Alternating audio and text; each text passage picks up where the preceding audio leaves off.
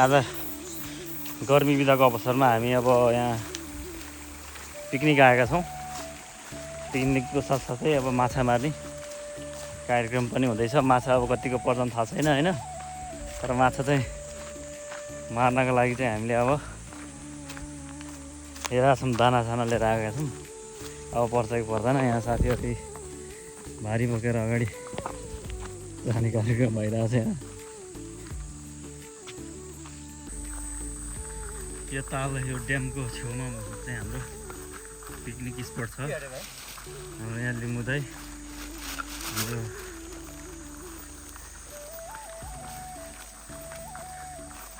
हाम्रो picnic spot यहाँ छ। अनि यहाँ चाहिँ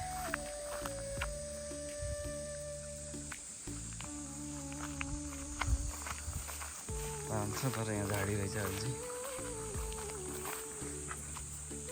जङ्गलको छेउमा।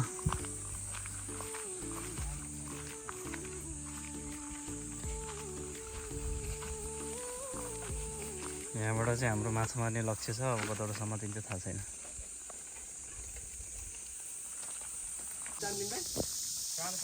हाम्रो यहाँ तयारी हुँदैछ।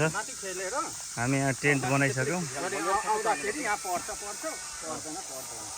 माछा मार्ने तयारी छ। अब हाम्रो माछा पर्न सक्छ कि सक्दैन, अब पर्छ कि पर्दैन भन्ने कुरो जसरी नि पर्दैछ। हाम्रो यहाँ 2-3टा चाहिँ यहाँ हालेका छौँ होइन, माछा पर्छ कि पर्दैन,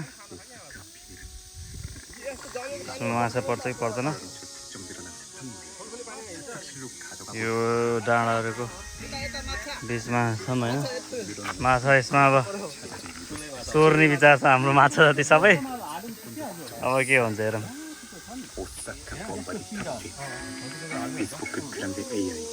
हाम्रो यहाँ दाना बन्दैछ माछाको लागि। माछा चाहिँ माछाको टाउको लिएर आएर गर्दैछौँ। हाम्रो यहाँ टेन्ट रेडी भइसक्यो। यो जङ्गलको बिचमा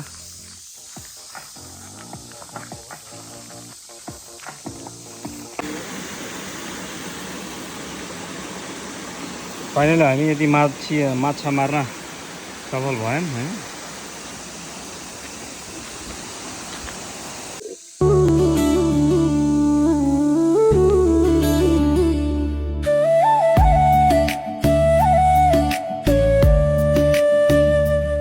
हाम्रो यहाँ साङ्गेसल पार्टी हुँदैछ पिकनिकमा।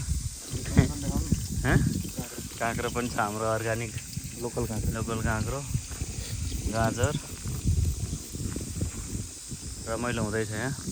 उता यहाँ क्यामेराम्यान हाम्रो लिम्बुदाई हुनुहुन्छ। टेन्ट यहाँ छ। अब गीत बज हाम्रो।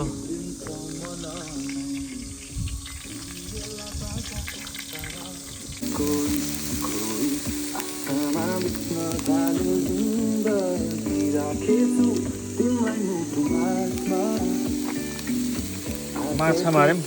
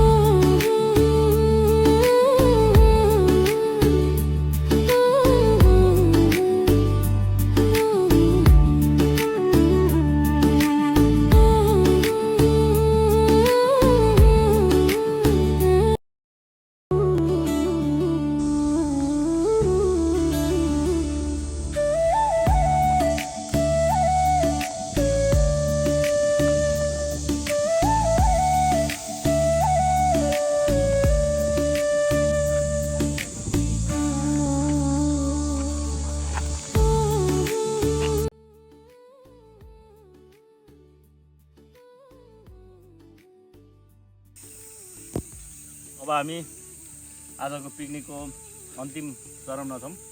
अब रामेन खाँदैछौँ हामी यहाँ, अझै मासुहरू बाँकी छ। अब यो खाएर चाहिँ अब हामी रुमतिर जानुपर्ने हुन्छ। किन भन्दाखेरि अब 7 बज्छ अब एकछिनमा, 6:30 हुन लाग्यो। र अब शनिबारको दिन आज हाम्रो गर्मी बिदा भएको र अब भोलि पनि बिदा छ। त्यो भएर हामी यहाँ पिकनिक आएका थियौँ।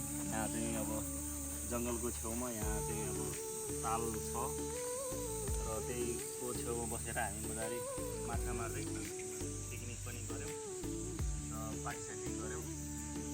अनि अब यसरी नै हाम्रो अब गर्मी बिदा मनाउँदैछौँ हामी।